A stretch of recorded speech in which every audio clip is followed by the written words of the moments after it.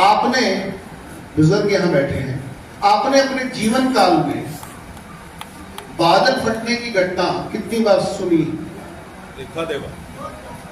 कितने साल में? काफी साल में। पहले उत्तरकाशी में फटा था, फिर कभी मनाली में फटा था। हर 15 साल में, 20 साल में कभी एक बार बादल फटता था। यस और नो? पिछले साल कितने फटे? बहुत। पिछले साल मनाली में, हिमाचल प्रदेश में कितने बादल फटे? एक महीने में 15।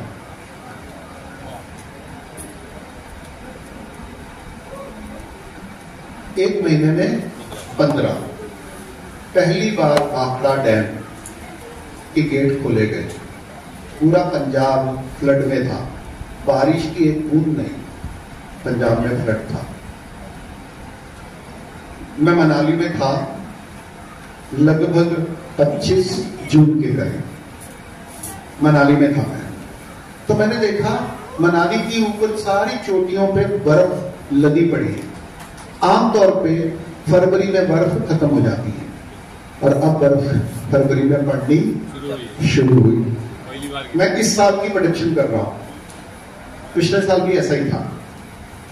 इस समय जब सर्दी खत्म होनी चाहिए, पूरा का पूरा पंजाब, हरियाणा, हिमाचल में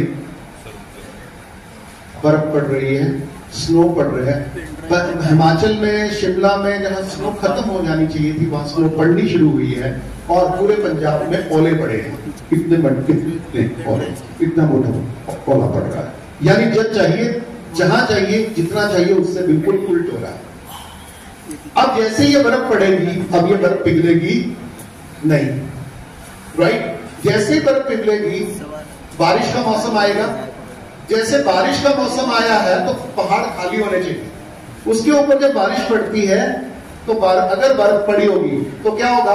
बारिश पड़ी 2 इंच, और उसके ऊपर जो जितने बर्फ पड़ी है वो सारी की सारी पिघल के एक साथ कहां आएगी? नीचे। साथ में पेड़, पत्थर, मिट्टी नदी में लाएगी। और वहां नदियां कितनी छोटी होती हैं? 10 फुट की, 20 फुट की, 25 फुट की, 30 फुट की, इतनी छोटी सी नदियां होती हैं। और उसमें इतनी 100 गुना, 1000 गुना पानी, मिट्टी, पत्थर आएगा तो क्या आएगा? Flash flood. क्या आएगा? और फ्लैश फ्लड इतनी तेजी से आएगा कि वहां जितने भी नगर बसे हैं, मनाली बसा है, मंडी बसा है, कुल्लू बसा है, उन सबको बहा के ले जाएगा। 90 साल पुराने पुल उड़ गए। कोरोना में 4 लेन रोड बनाया गया था कि मनाली में सबसे ज्यादा टूरिस्ट आता है, वहां से आने जाने में समस्या होती है। 400 रोड बनाई गई, उनको वो सारी की सारी बाढ़ में गई। फिर एक के बाद वो सारा का सारा पानी जो है बाढ़ों के साथ, वो एक जगह नहीं, वहां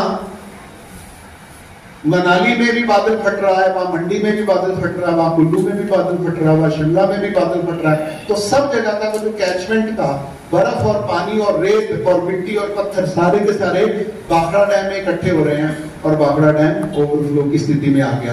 आपको मालूम है अगर भाखड़ा डैम ओवरफ्लो हो जाए तो क्या होगा? एनीवन?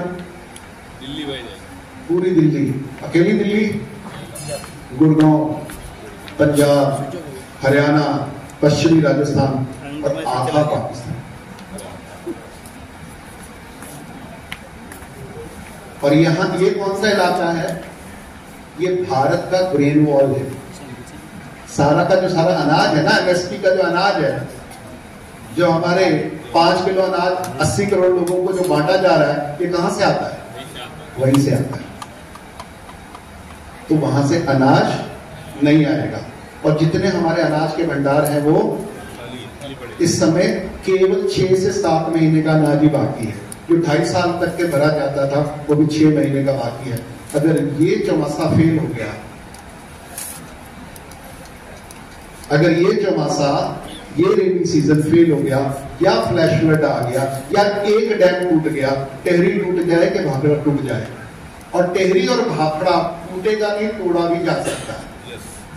तो तोड़ने के लिए क्या करना है? वो ऑलरेडी पानी से भरे हैं। अगर एक बादल फटा, 2 बादल फटे, कैसी है ना? और आपको मालूम है बादल फोड़े जा सकते हैं? एनीवन? कितनों को पता है बादल फोड़े जा सकते हैं और फोड़े जा रहे हैं? हार्प टेक्नोलॉजी से। यस, और वो फोड़ने के लिए आपको भारत में जो होना जरूरी है, नहीं उनको आपको भारत में होना जरूरी नहीं है, वो कहीं भी बैठ के फोड़े जा सकते हैं, यानी आपके पर्यावरण के साथ खेला जा सकता है।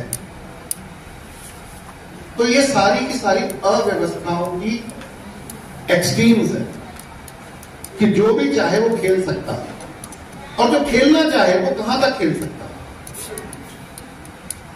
वो अणु के साथ खेल सकता है, वो परमाणु के साथ खेल सकता है, वो जीन्स के साथ खेल सकता है, वो हवा के साथ खेल सकता है, वो गर्मी के साथ खेल सकता है, वो बाढ़ के साथ खेल सकता है, वो सूखे के साथ खेल सकता है, वो वायरस के साथ खेल सकता है, वो भोजन श्रृंखला के साथ खेल सकता है, और वो हल्के से पर्यावरण को चेंज करके टिड्डी दल की दिशा भी मोड़ सकता है। ये क्यों होगा?